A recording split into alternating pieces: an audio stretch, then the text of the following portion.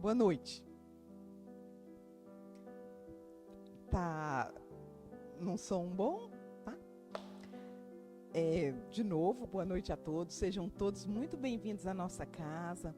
Que a bênção de Jesus possa reconfortar os nossos corações nesta casa, esperançosos de uma palavra amiga, confortadora, algo que somente Jesus, o nosso irmão maior e o nosso Pai, nosso Criador, pode trazer para os nossos corações. Que cada um de nós aqui presente nesta casa possa receber o que se pede dentro da misericórdia divina e dentro do nosso merecimento, dessa nossa caminhada, dessa nossa jornada.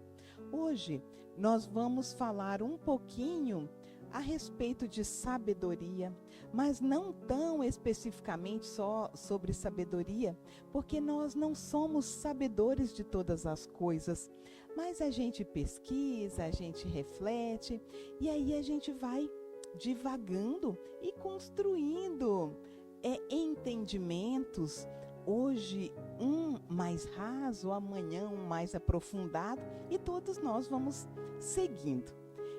Portanto, que o Mestre Jesus encontre no coração de cada um de nós a oportunidade de adentrar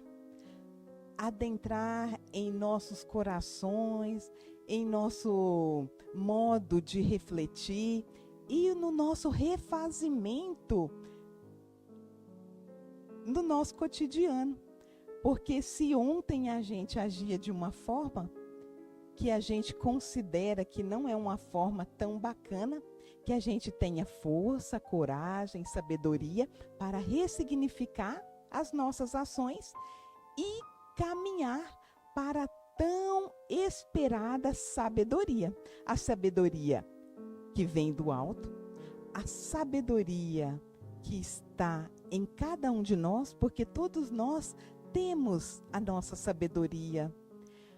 Independente se a pessoa é alfabetizada ou não, se é alguém, de repente, que mora em um lugar distante. Aquela pessoa pode ter tanta riqueza em sabedoria que muitas vezes nós que somos escolarizados não chegamos nem na metade da sabedoria de alguns. Mas, então, vamos lá. Vamos falar a respeito desta sabedoria e que é uma constituição.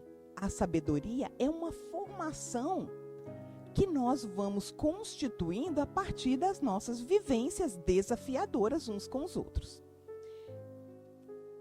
Esta palestra, não exatamente toda, mas alguns trechos, foi baseada em uma palestra de André Trigueiro. E ele fala a respeito desta sabedoria que nós temos uma rota a seguir para alcançá-la. Como assim? Qual que é essa rota?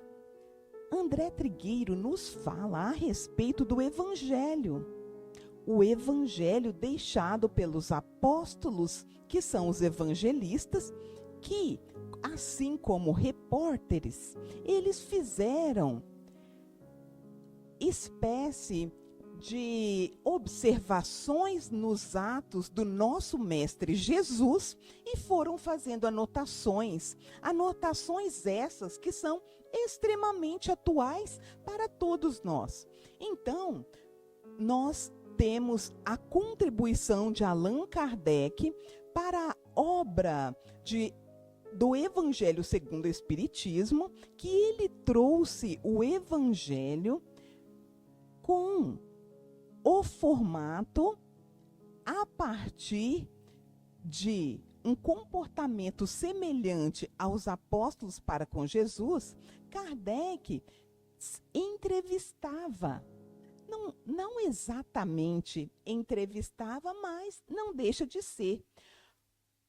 Kardec agia também como um repórter dos espíritos. Espíritos esses que são como nós. A diferença é que eles não estavam no seu corpo físico, que falavam com Kardec a respeito das suas experiências e trazia contribuições para que Kardec registrasse, compreendesse ou não, porque na verdade, não sei se todos têm conhecimento, Kardec, ele começou a entrevistar os espíritos para provar que aquilo tudo era uma farsa. Kardec não começou a entrevistar os espíritos para convencer a ninguém, não, nem a ele próprio. Ele queria apenas comprovar que aquilo não passava de uma farsa. Com as mesas girantes na França. Então, Kardec, como um estudioso, uma pessoa inteligente, a partir disso, traz para nós, emblematicamente, a fé raciocinada. Porque Kardec traz para nós evidências que foram comprovadas não só na França, em outras partes do mundo, outros espíritos se comunicavam e aquelas informações, elas iam se amarrando e havia uma fidedignidade entre as informações. Portanto, Kardec foi vivenciando aquela experiência que ele era a pessoa que queria comprovar a não existência daquela possibilidade de espíritos, a impossibilidade de dialogar com espíritos. Nós, hoje, ainda que nós estejamos em pleno 2026, nós também temos a resistência de muitos quando nós nos autodeclaramos espíritas. Mesmo por N situações da falta do entendimento e da resistência de uns e de outros, mas isso não está em questão agora, porque todos nós somos livres para acreditarmos e aceitarmos no que nós queremos.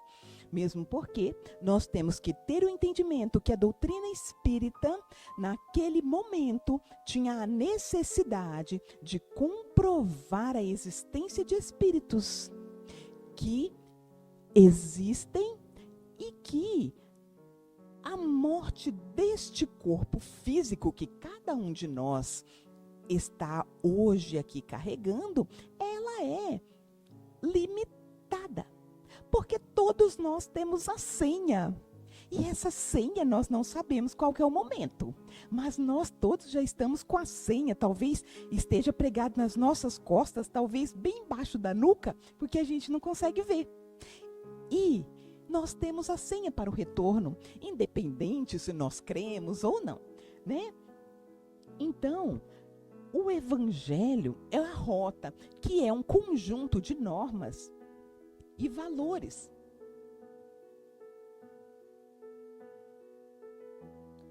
É um conjunto de normas e valores que sugerem um código de conduta. Ela apenas sugere. Porque nós somos absolutamente livres para hoje, dia 26 de julho, a gente está num formato de pensamento e amanhã a gente resolve que não acredita mais. Porque Jesus não nos aprisiona, nosso Pai, nosso Criador não nos amarra e fala: filho, você tem que estar aqui, porque aqui é o lugar certo. Não, nós vamos caminhando por convicções. Nós temos instituições várias religiosas em que há uma vertente de entendimento e cada um está aonde se sente bem, porque nós não podemos desconsiderar jamais. qual é o verdadeiro objetivo do Espiritismo? O verdadeiro objetivo do Espiritismo, pessoal, e é de Lúcia também, para mim mesmo, é a reforma íntima. Porque não é sobre o convencimento para o meu parente ou para o meu vizinho ficar debatendo ou degladiando sobre a existência do espírito após a morte carnal. Mas é a nossa vivência, o nosso comportamento, quando nós saímos daquele portão para fora, que nós percebemos o nosso egoísmo, o desafio da vida em família. É ali é que está a comprovação real sobre essa reforma íntima e esse compromisso com nós mesmos. Não é o compromisso para o convencimento da minha crença, é sobre o exemplo que cada um de nós carrega sobre a nossa responsabilidade. Alguém vai te apontar o dedo? Aqui nesta casa terá alguém da casa que vai ficar te vigiando ou falando: olha, isso aí o espírita não faz, hein? Não, jamais você vai encontrar isso, porque a reforma íntima e a consciência de cada um de nós foi escrita pelo nosso Criador e ela está descrita em nossos corações, em nossa vivência, e não precisa que alguém nos diga, porque nós sabemos exatamente quando a gente pisa na bola, pisa no tomate, pisa na melancia, a gente sabe. Não precisa, porque as leis de Deus estão na nossa consciência. Portanto, Jesus trouxe para nós a exemplificação do amor. E a passagem de Jesus na terra trouxe para nós toda a rota a ser vivenciada. E nós vamos encontrar nas Escrituras sobre a salvação. E aí, como que é essa salvação? Qual é a origem desta palavra e qual é o comportamento que eu devo ter para eu ser salva? Se eu seguir a igreja XY ou vir no centro, eu vou ser salva? Como que é para nós sobre isso? Então, André Trigueiro estava falando a respeito de que a salvação é como se a gente carimbasse o passaporte no dia da passagem. E aí, qual que é o carimbo? Segundo André Trigueiro, amor é a palavra que vai fazer com que nós possamos fazer a passagem e a dita salvação. Mas que amor é esse? Porque hoje nós banalizamos muito a palavra amor. Banalizamos como? Como assim que a gente banaliza? O que é isso? Amor é apenas para os que nós escolhemos. O amor que Jesus nos ensinou, ele falava sobre os pobres, oprimidos, ele falava sobre os mais simples, ele falava sobre o amor com quem ele não conhecia. E ainda isso é muito distante para nós. Nós ainda somos aprendizes deste amor.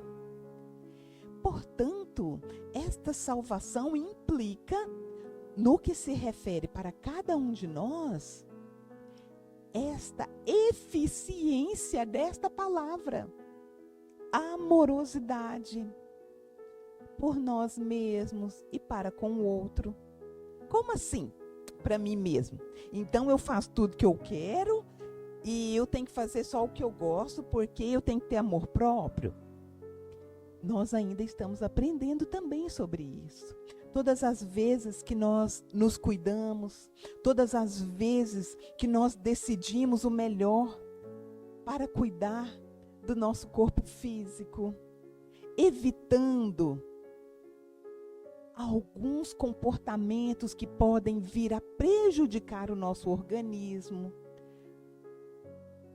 Por exemplo, alguns comportamentos, eles nos prejudicam. Nós sabemos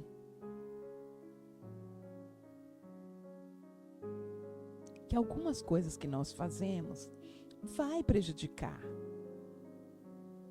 Eu gosto muito de açúcar, mas eu sei que o excesso vai me prejudicar. Mas eu insisto comendo açúcar. Aí vem obesidade, vem pressão alta, vem diabetes, alguns comportamentos, como o uso de drogas lícitas. Ninguém vai chegar e vai te oprimir. Essa é uma decisão nossa. Ninguém vai nos obrigar, mas nós temos que fazer as escolhas mais acertadas, porque nós temos responsabilidades também sobre nossas escolhas. Então, nós percebemos que existe uma plasticidade para esta palavra, semanticamente, no português, para essa palavra amor, que muitas vezes pode ser qualquer coisa, menos o amor verdadeiro. Um eu te amo que está na superficialidade. Portanto, o amor que Jesus praticou e nos ensinou e vivenciou, ele afronta. Esse amor de Jesus, ele esmaga o nosso egoísmo, o nosso ponto de vista, porque muitas vezes a gente acredita que nós somos merecedores das melhores coisas e que para o outro é talvez. E olhe lá. É o reconhecimento de que a humanidade caminha de forma a progredir e a evoluir. E que nós somos filho de um Pai Altíssimo que diz: filho, se levante porque hoje você tem a oportunidade de fazer melhor do que ontem. Filho, se deita. Porque você precisa se deitar agora, porque é necessário que para que o seu espírito cresça e evolua, você se ajoelhe, você deite. Porque nós somos filho de um Pai Criador. Nós somos filho de um Pai Altíssimo e amoroso, justo e bom. Mas a justiça que nós acreditamos, muitas vezes ela está relacionada ao que nós queremos. Porque se o Pai e o Criador do universo, o Criador das coisas mais simples e singelas, não realizar as coisas de acordo com o meu querer, ele não é bom. Porque não era assim que eu queria. Porque outros têm mais beleza, mais patrimônio material. Mas é justamente no momento de dor, é justamente no momento em que nós nos curvamos, é que, como diz o apóstolo Paulo, quando sou fraco, sou forte. Mas nós temos um pouco de dificuldade, porque nós temos uma tendência a nos acreditar um pouquinho mais do que nós realmente somos.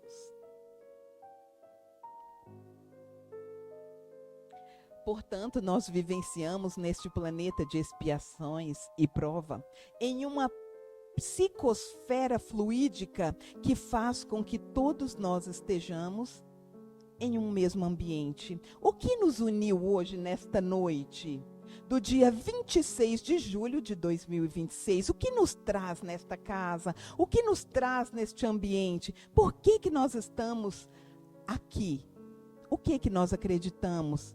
Qual é o movimento que nós temos feito para a melhoria do nosso entorno, para a melhoria espiritual do nosso ambiente de trabalho, do nosso ambiente doméstico?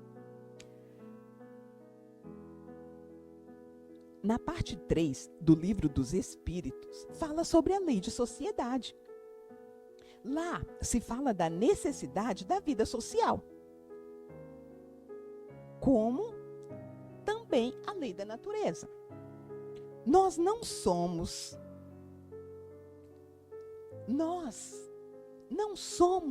apenas criaturas independentes. Porque em algum momento nós achamos que nós não precisamos de ninguém, mas isso não é verdade. Porque na lei de sociedade, que é uma das leis que existem infinitas, a lei de amor, lei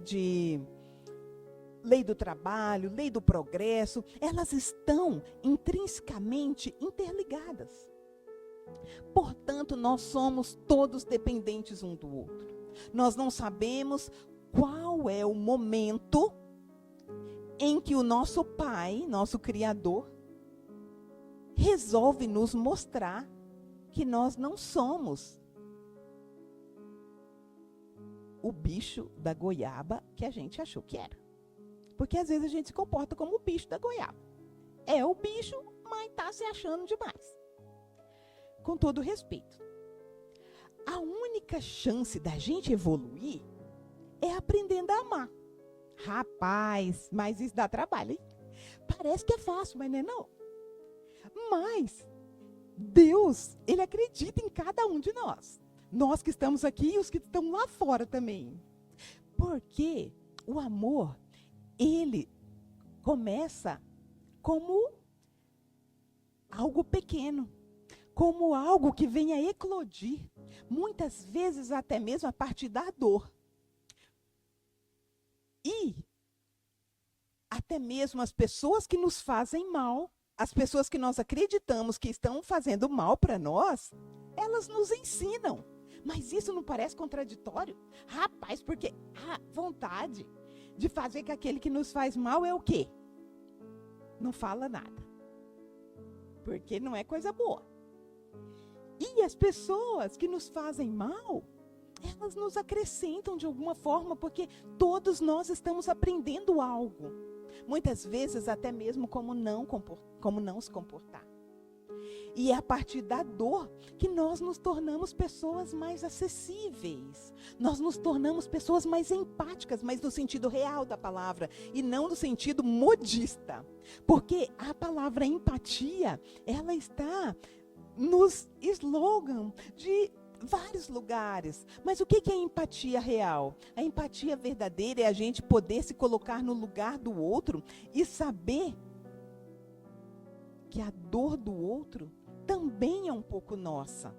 Porque o nosso planeta, ele evoluirá de expiações e provas para um planeta muito mais tranquilo. Mas ele não vai evoluir só para os espíritas, não. Ele vai evoluir para a humanidade. Para todas as vezes que o ser humano tenha consciência sobre a amorosidade, evoluímos todos juntos. Quando nós não escolhemos para quem nós apontamos o dedo. Que a misericórdia divina do nosso Pai, do nosso Criador, esteja sobre nossa vida, esteja em nossos corações, para que a gente possa entender que a dor é uma bênção. E que o acerto, porque todos nós temos acertos, o acerto tem seu mérito. Mas a falha também tem. A falha também tem. Mas aí, quando a gente falha, a gente tem vergonha. Porque a gente não quer falhar nunca. Mas a falha, ela é pedagógica e didática. Porque ela nos ensina como não fazer. Não tem como olhar para cima e olhar para essa lâmpada e lembrar de Thomas Edison, que, segundo o que eu li em algum lugar, ele aprendeu 99 vezes como fazer a lâmpada, porque ele tentou e só conseguiu na 100ª vez. Não sei se, levando ao pé da letra, foi realmente essa quantidade, mas eu li desse formato e certamente que tinha uma filosofia atrás disso para nos falar a respeito do quanto nós precisamos tentar. E aí, a gente fazer uma releitura do nosso planejamento. Às vezes, o nosso planejamento pode não estar exatamente em um formato que nós gostaríamos. Mas, às vezes, é o que nós temos. E sejamos gratos todo dia, sejamos gratos sempre. E jamais venhamos a duvidar que Deus é bom o tempo todo Deus é bom. A gente não deve desacreditar disso. Não vamos desanimar com este ou com aquele, ou até com a gente mesmo. Não.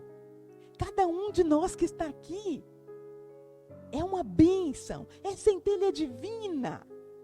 É uma representatividade do Deus Criador. Olha que coisa maravilhosa. Nós nascemos banguelo, a gente nem andava. Olha que coisa maravilhosa. Olha que belezura que vocês estão aqui, eu também estou. Com medo, sem medo, errando, acertando. Nós somos todos bênçãos do Criador.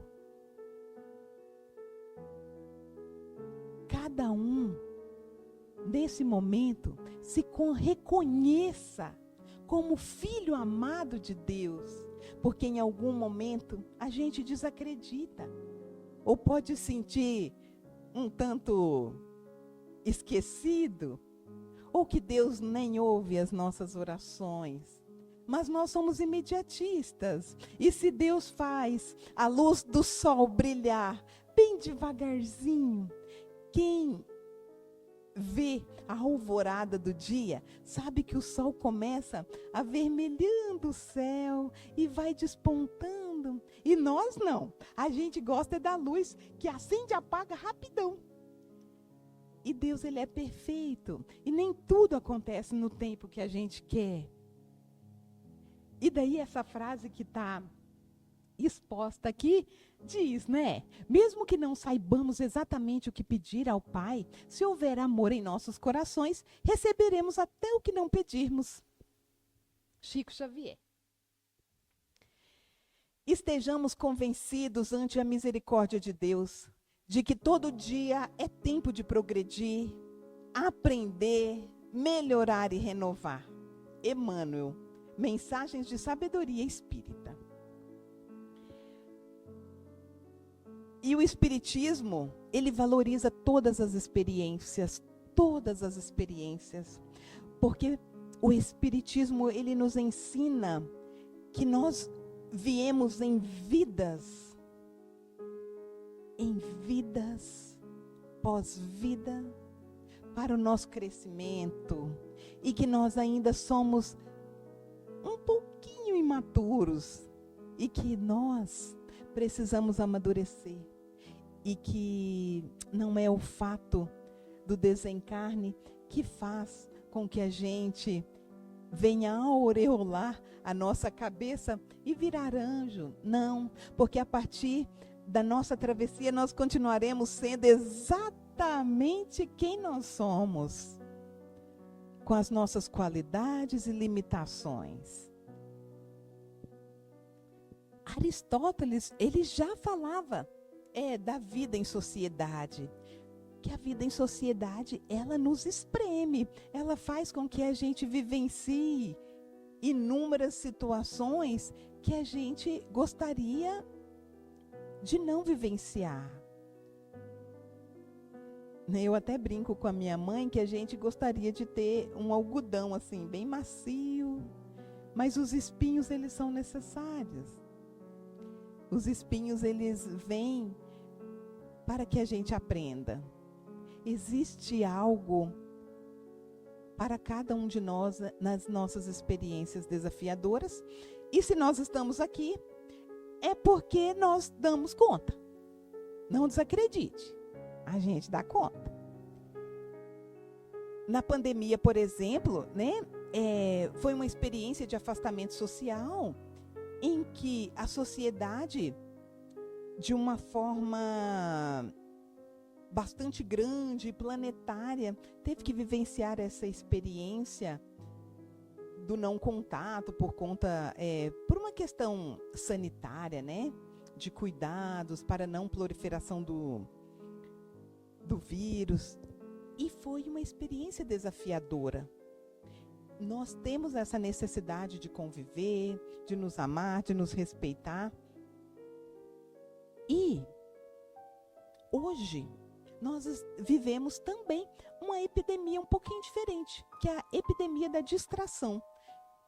E essa distração, muitas vezes, ela tem vindo acompanhada do uso das telas. E eu, como professora, nós falamos da educação infantil, falamos muito a respeito das crianças com as telas. Mas a gente fala pouco sobre os pais com as telas, as mães com as telas, os avós com as telas também. Então é algo que tem tirado o foco do nosso objetivo, porque há um tempo já, eu suponho uns 15 anos atrás, eu li um livro que falava sobre aparelhos que seriam criados para a nossa distração, de uma forma que nós ficaríamos como hipnotizados. E na época, eu não sei se é exatamente 15 anos, eu estou falando aleatório, eu acho que mais ou menos. E eu pensava que era só a tela da TV. Mas, de fato, quantas horas nós podemos passar na frente de uma tela de celular, distraído de coisas que realmente poderiam edificar, né? Claro que eu não estou falando que a internet é boa, nem é ruim. Há sempre o lado bom em todas as coisas e há também algo para que a gente possa reavaliar.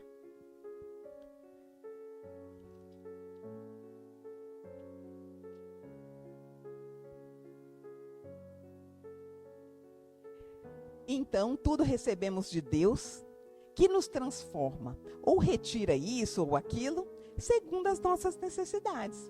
André Luiz, nós vamos receber do Pai o que é necessário para que a gente possa evoluir, para que a gente venha a crescer, porque tudo que é nosso achará um caminho de chegar até nós. Porque hoje nós vivenciamos uma colheita que nós tivemos há um tempo. Nós tivemos o plantio e hoje nós estamos vivenciando essa colheita. E hoje nós temos a oportunidade de fazer uma colheita melhor. Portanto, todos nós, neste finalzinho de fala da noite, possamos levar em nossos corações, carimbado em nossos corações e em nossas mentes, uma só lei resistirá, que é a lei do amor.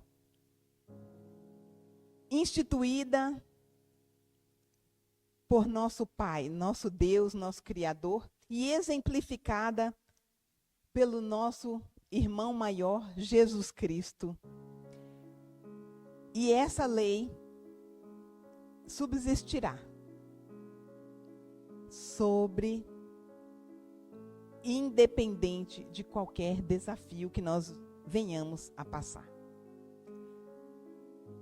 E nessa forma, que nós possamos entender a nossa caminhada, que Jesus esteja nos fortalecendo e que a gente permita que o nosso anjo guardião, que os espíritos de luz que estão em nossa volta,